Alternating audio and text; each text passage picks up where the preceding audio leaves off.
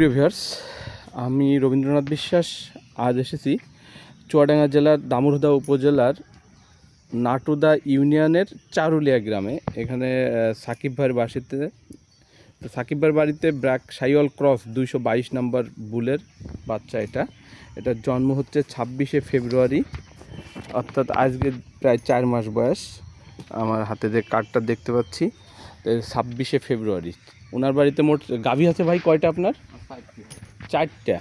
তো 4টা গাভীতে 4টাই বকনা বাচ্চা এসছে ব্র্যাকের সাইওয়াল ক্রসের।